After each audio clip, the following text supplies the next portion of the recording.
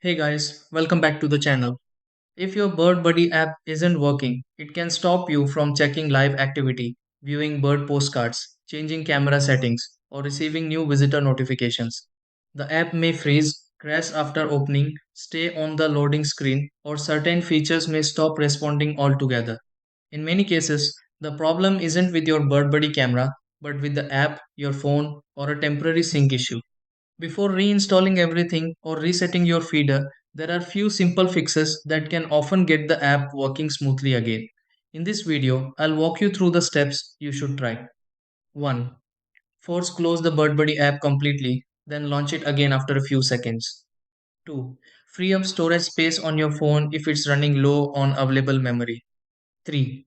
Review the app permissions and make sure network access is allowed. 4.